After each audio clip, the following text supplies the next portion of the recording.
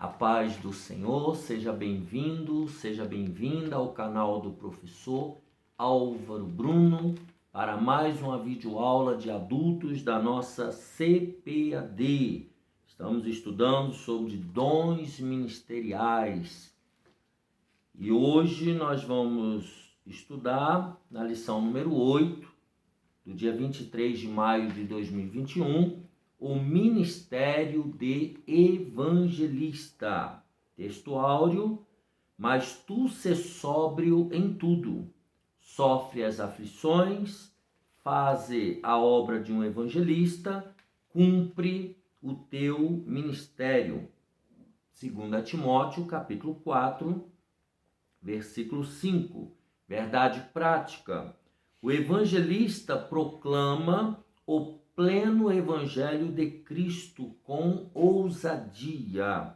É um arauto de Deus no mundo. Vamos ler a leitura bíblica em classe, mas eu quero te pedir que, antes que você se esqueça, já deixa aqui embaixo o seu gostei e prepare aí sua caneta e os seus comentários no final do vídeo. Lá no rodapé, deixe os seus comentários. Leitura bíblica em classe, Atos 8, do 26 ao 35 e Efésios 4 e 11. E o anjo do Senhor falou a Filipe, dizendo: levanta-te e vai para a banda do sul, ao caminho que desce de Jerusalém para Gaza, que está deserto. E levantou-se e foi. E eis que um homem etíope, eunuco, mordomo-mor de Candace, rainha dos etíopes, o qual era superintendente de todos os seus tesouros, e tinha ido a Jerusalém para a adoração. Regressava e, assentado no seu carro, lia o profeta Isaías. E disse o Espírito a Filipe: chega-te e ajunta-te a esse carro. E correndo Filipe ouviu que lia o profeta Isaías e disse: entendes tu o que lês? E ele disse: como poderei entender se alguém me não ensinar? E rogou a Filipe que subisse e com ele se assentasse. E o lugar da escritura que lia era este: foi levado como a ovelha para o matadouro, e como está mudo o cordeiro diante do que o tosquia, assim não abriu a sua boca. Na sua humilhação foi tirado o seu julgamento. E quem contará a sua geração? Porque a sua vida é tirada da terra. E respondendo o eunuco a Filipe, disse: rogo-te, de quem diz isto o profeta? De si mesmo ou de algum outro? Então Filipe, abrindo a boca e começando nesta escritura, lhe anunciou a Jesus. E ele mesmo deu uns para apóstolos, e outros para profetas, e outros para evangelistas, e outros para pastores e doutores. Os objetivos desta lição: primeiro é estudar sobre o envio dos 70. Segundo, refletir sobre a tarefa inacabada da grande comissão. E terceiro, compreender o papel do evangelista no Novo Testamento. Na introdução, nós temos então que o ministério de evangelista é dado por Deus à igreja como um dom valioso. Por isso estudaremos procurando vislumbrar como o Senhor Jesus o considerou. Ou seja, vamos olhar esse ministério evangelístico da ótica do nosso Senhor e Salvador Jesus Cristo. E como esse dom ministerial, por Deus concedido, é tratado no Novo Testamento, e como a sua destacada operação nas igrejas de Corinto e Éfeso. Temos de Jesus a ordem para pregar o Evangelho e em sua multiforme sabedoria, Deus dispõe para a igreja o poder necessário para proclamar o evangelho com ousadia. A palavra-chave aqui, evangelista, significa obreiro especialmente vocacionado a fim de proclamar o evangelho de nosso Senhor Jesus Cristo. Então, obreiro especialmente vocacionado. Então, isso não é para todos. Todos temos a obrigação e a incumbência de pregar o evangelho, mas há algumas pessoas que se destacam, elas têm um dom da parte de Deus, um dom evangelístico, um dom de pregar com ousadia, um dom especial, uma vocação especial. É isso que ele está dizendo aqui. Aqui nós temos alguns exemplos de evangelistas notáveis, né? John Wesley, que foi o fundador da Igreja Metodista, ele tinha 37 anos quando começou a viajar e pregar pela Inglaterra. Além de esmerar-se na fé através do estudo das Escrituras, ele, juntamente com Carlos Wesley, seu irmão, dirigia-se às prisões para levar a mensagem de salvação aos presos, bem como aos trabalhadores e a outras pessoas da cidade. Então ele foi um grande evangelista da época lá da Inglaterra, né? Jonathan Edwards, também outro grande evangelista, um pastor congregacional do século XIII, que viveu para pregar o evangelho de Cristo. E aí fala do sermão famoso, Pecadores nas mãos de um Deus irado. E participou do movimento de grande avivamento e despertamento espiritual no seu país, nos Estados Unidos. E David Wilkerson, né, outro grande evangelista, que iniciou seu ministério em 1958 em Nova York. Ali ele pregou para pessoas drogadas, marginalizadas, representadas pelas gangues locais, né? A obra A Cruz e o Punhal, mundialmente conhecido, narra esse período da vida de David Wilkerson. E ainda há grandes outras obras desse grande evangelista, por exemplo, Toca a Trombeta em Sião e também Faminto por Mais de Jesus, editado pela CPAD. Então é muito importante. Esse também tem o Foge, Nick Foge, né? E esse A Cruz e o Punhal, que é bastante conhecido. Então nós temos aí evangelistas notáveis, né? Jesus envia os 70, isso está em Lucas capítulo 10, do versículo 1 ao 20, não vamos ler todo o texto, mas Lucas 10, do versículo 1 ao 20.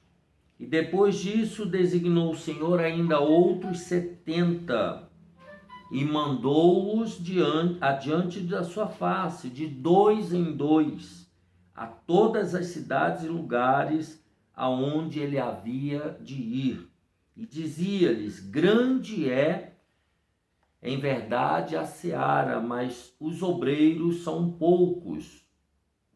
Rogai, pois, ao Senhor da seara que envie obreiros para a sua seara. Ide, eis que vos mando como cordeiros ao meio de lobos, e não leveis bolsas, nem alforje, nem sandálias, a ninguém saudeis pelo caminho. Em qualquer caso onde entrar, dizei primeiro: Pai seja nesta casa. E aí ele vai dando as atribuições do trabalho, né? E lá no final diz que eles voltaram. No versículo 17, eles voltaram com alegria depois de realizar essa missão, tá? E eles disseram: Senhor, pelo teu nome até os demônios se nos sujeitam. E aí Jesus vai dar uma lição dizendo que o mais importante é ter o nome escrito no livro da vida. Então vamos aqui. Quando Jesus enviou os 70 para anunciarem as boas novas do reino de Deus, na região da Galiléia, ele asseverou: grande é em verdade a seara, mas os obreiros são poucos. São poucos porque, primeiramente, os discípulos não podem proclamar a si mesmos ou uma mensagem própria. Tá? Em segundo lugar, porque os discípulos do Senhor são enviados a falar única e exclusivamente de Jesus e do reino de Deus, jamais de si mesmos. Lamentavelmente, ao longo dos séculos, muitos foram aqueles que na seara do Senhor falaram em seu próprio nome e pregaram a sua própria mensagem. Os discípulos, segundo o coração do Nazareno, ainda são poucos, mas o Senhor continua a convocar obreiros para a sua seara. Então, a mensagem é de Jesus, a mensagem é do reino de Deus e poucos querem ser fiéis a esta mensagem. É por isso que ele diz que os obreiros são poucos. Segundo, enviados para o meio dos lobos. Proclamar o evangelho no mundo contrário à mensagem do reino de Deus certamente levaria os arautos de Cristo a serem perseguidos. Nós falamos sobre isso na aula passada, quando tratamos sobre os profetas do Antigo Testamento e os profetas do Novo Testamento. E aí, no terceiro tópico, nós falamos dos falsos profetas e dos profetas verdadeiros.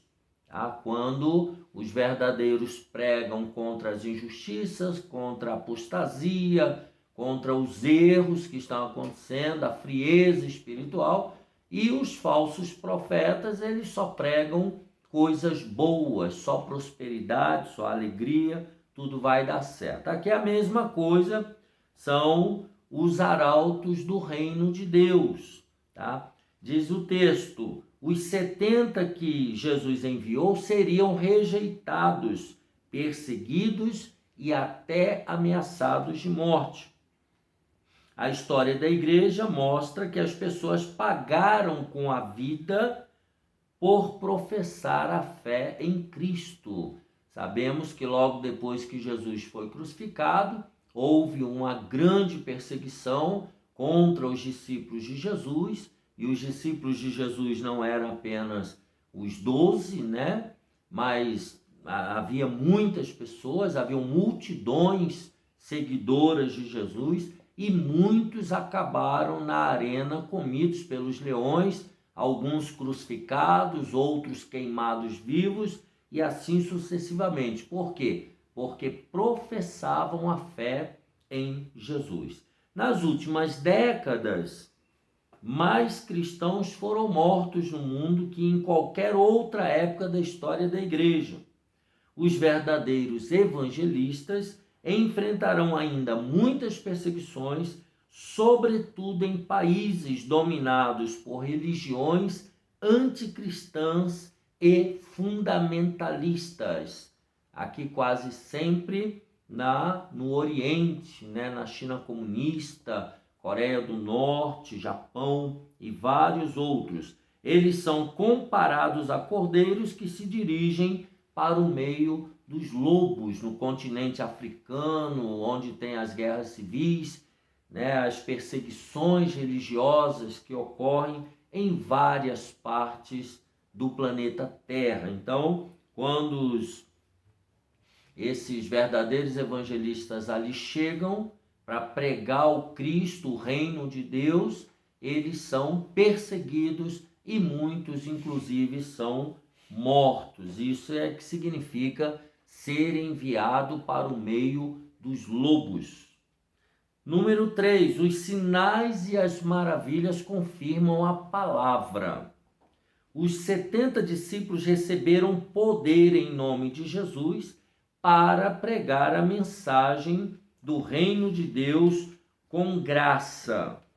Nós já lemos lá em Lucas, mas podemos dar uma olhadinha, Lucas 10, o versículo 9 e 10, e Jesus deu uma ordem para eles: curai os enfermos que neles houver, que na cidade houver, e pregai, e dizei, é chegado a vós o reino de Deus. Versículo 10, mas em qualquer cidade em que entrardes e não vos receberem, saindo por suas ruas, dizei, até o pó da vossa cidade se nos pegou, sacudimos sobre vós. Então, era para deixar para lá. Em Mateus também, ele fala sobre essa questão no capítulo 10. Há essa ordem, Mateus 10 e 1, também a chamada e a comissão dos 12, chamando os seus 12, deu-lhes poder sobre os espíritos imundos, para os expulsar e para curarem toda enfermidade e todo mal. No versículo 8, a ordem é enfatizada: curai os enfermos, limpai os leprosos, ressuscitai os mortos, expulsai os demônios, de graça recebestes, de graça dai. Então, havia e ainda há essa ordem sobre todos os discípulos do Senhor Jesus Cristo.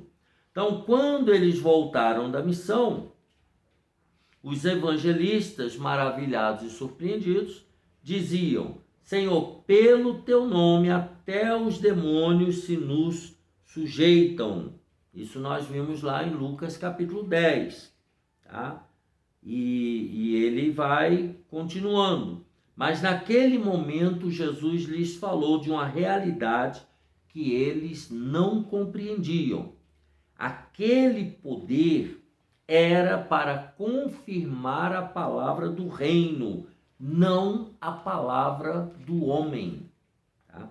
O verdadeiro significado de desfrutar da alegria do Espírito Santo não é primeiramente ver milagres, mas saber que, através da exposição do evangelho de poder, temos os nossos nomes escritos nos céus. Lá em Lucas 10 e 20, nós já lemos sobre isso. Então, é muito importante que esses sinais e maravilhas, eles confirmam a pregação do evangelho do reino de Deus. Eles confirmam a palavra de Deus. Vamos ao subtópico 2, a grande comissão. Está lá em Mateus 28, versículos 19 e 20. A grande comissão, quando ele diz assim: portanto, ide, ensinai todas as nações, batizando-as no nome do Pai e do Filho e do Espírito Santo, ensinando-as a guardar todas as coisas que eu vos tenho mandado. E eis que estou convosco todos os dias até a consumação dos séculos.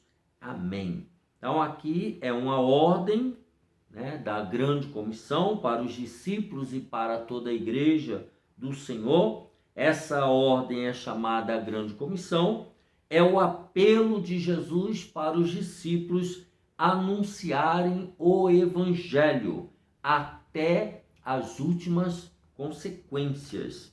E foi nesse espírito, espírito entre aspas, que o apóstolo Paulo encarou a tarefa da evangelização, conforme está em 1 aos Coríntios, capítulo 9, e o versículo 16, 1 aos Coríntios 9 e 16, quando ele diz o seguinte: porque se anuncio o evangelho, não tenho de que me gloriar, pois me é imposta essa obrigação. E ai de mim, se não anunciar o evangelho. E ai de mim, ai de nós, se nós não anunciarmos esse evangelho. Então, o alcance da grande comissão. Subtópico 2, o mundo está dividido em dois grupos. Marcos 16:16 diz: quem crer e for batizado será salvo, mas quem não crer será condenado. Aqui o Evangelho de Marcos destaca que há dois grupos de pessoas diante da mensagem de Jesus: os que creem e os que não creem. Acerca da salvação, os evangelhos não se preocupam com nacionalidade, raça, sexo ou condição socioeconômica do homem.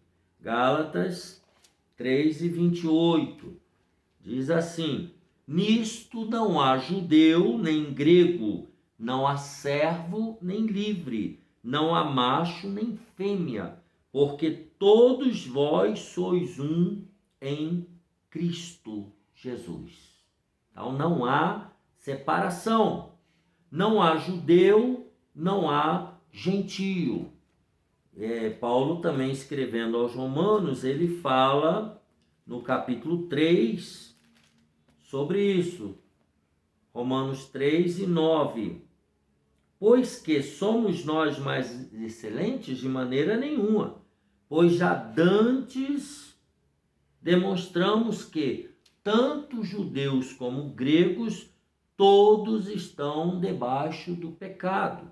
Como está escrito, não há justo, nenhum sequer. Versículo 10, nós já acabamos de ler. O 23 ele disse: porque todos pecaram e destituídos estão da glória de Deus. Então toda a humanidade é carente da graça de Deus e precisa decidir o seu futuro eterno, crendo ou não no Evangelho. Então aqueles que creem, conforme diz Marcos 16, será salvo, mas quem não crer será condenado. Cada um tem a sua escolha. Número 3, a grande comissão hoje.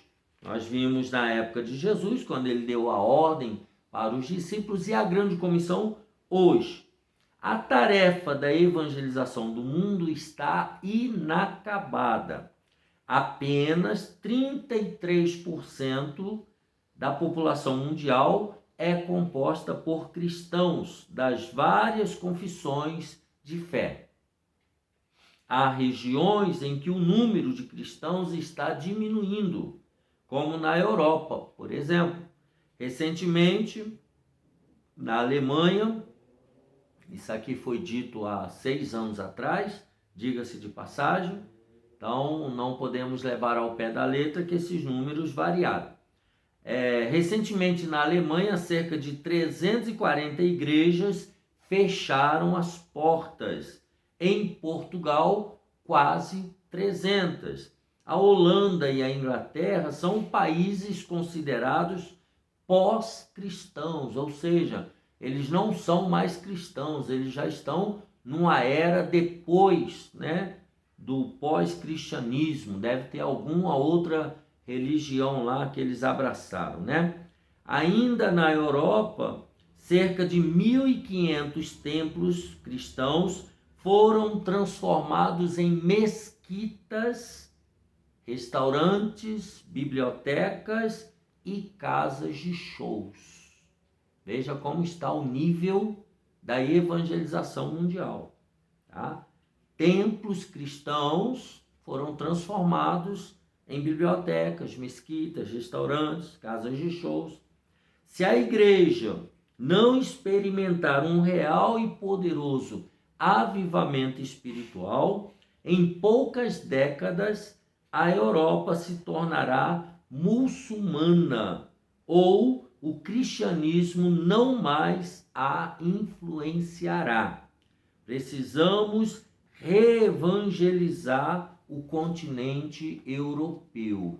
Vocês lembram que logo na introdução eu citei John Wesley, citei Jonathan Edwards, citei David Wilkerson, por que não citar também o grande evangelista Billy Graham, Mas e hoje? como estamos, né? Veja que muitas igrejas fecharam, muitas igrejas se tornaram mesquitas, bibliotecas, e essas outras religiões muçulmanas e etc. estão tomando conta da Europa. Tá? Por quê? Porque falta evangelização, falta envio de missionários, falta a igreja avivada para influenciar esse mundo europeu e norte-americano.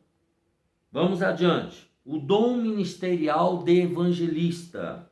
Nós vimos a grande comissão no segundo tópico. No primeiro nós vimos os enviados, né, por Jesus, os sinais. Agora vamos ver o dom ministerial de evangelista.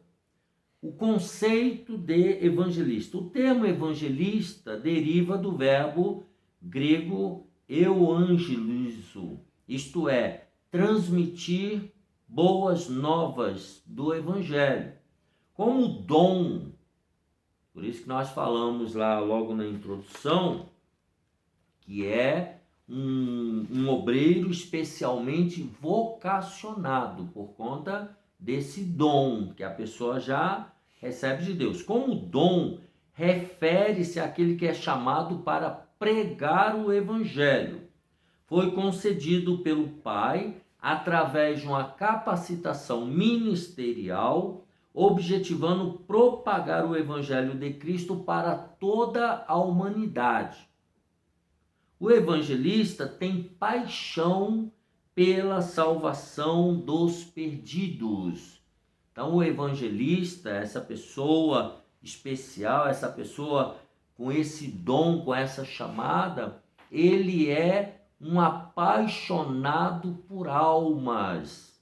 Ele se preocupa dia e noite, noite e dia, com as almas que estão perecendo sem salvação, que estão indo para o inferno, né? E esse evangelista é essa pessoa, tá? O evangelista, ele tem paixão pela salvação dos perdidos, ele esmera-se por buscar da parte de Deus mensagens inspiradas para tocar os corações e quebrantar a alma dos pecadores. Então, o evangelista, ele é aquela pessoa que busca de Deus mensagens para persuadir os pecadores ao caminho da salvação.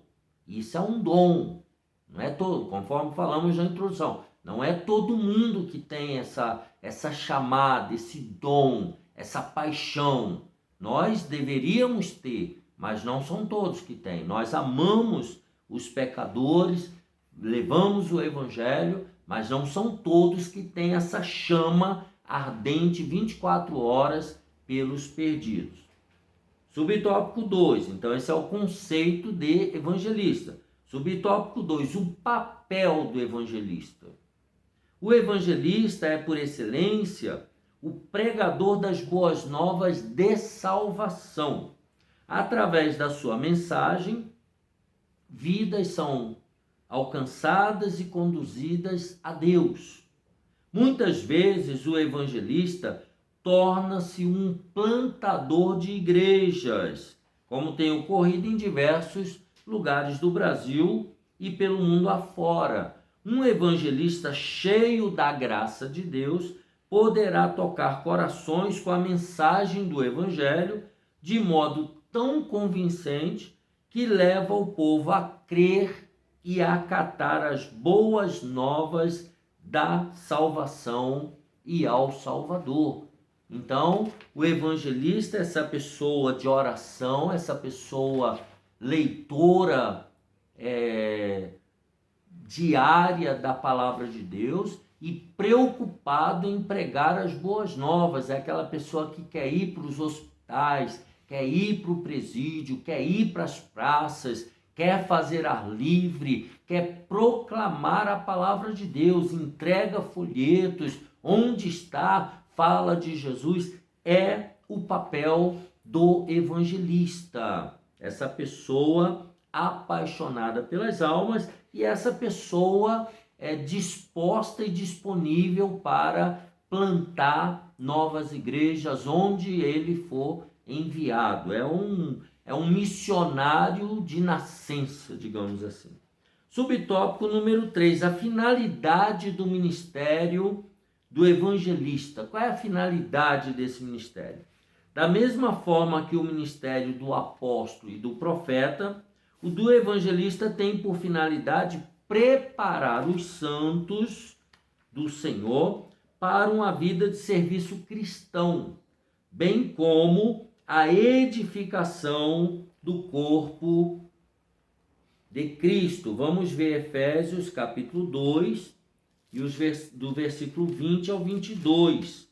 Paulo escrevendo aos Efésios, ele diz o seguinte: edificados sobre o fundamento dos apóstolos e dos profetas, de que Jesus Cristo é a principal pedra da esquina, no qual todo edifício bem ajustado cresce para templo santo no Senhor, no qual também vós juntamente sois edificados para morada de Deus no Espírito. Então, o objetivo é a edificação do corpo de Cristo.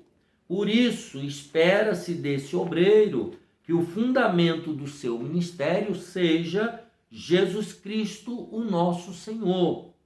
Não pode haver outro fundamento senão Cristo. O evangelista deve também, em tudo, ser sensível à voz do Espírito Santo. Isso é muito importante. A exemplo de Filipe, o obreiro deve ser obediente ao Senhor, seja para pregar a multidões, seja para falar a uma única pessoa, conforme nós lemos lá em Atos 8 e 6 na leitura bíblica. Outro aspecto importante desse ministério é a habilidade que o evangelista deve ter na transmissão das boas novas. O arauto de Deus precisa ser capaz de responder a seguinte pergunta dirigida ao pecador: entendes o que lês? Conforme nós vimos lá em Atos 8 e 30.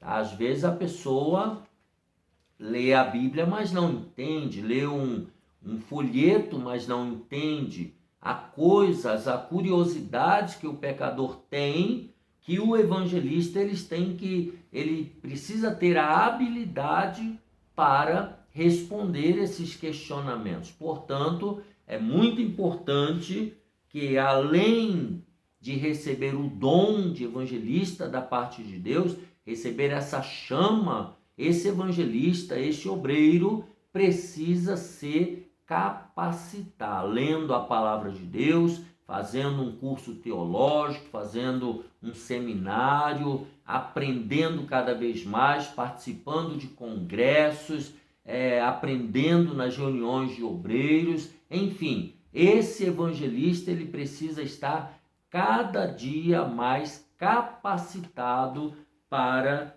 desenvolver o seu ministério. Portanto, aqui nós finalizamos, respondendo sobre o ministério de evangelista.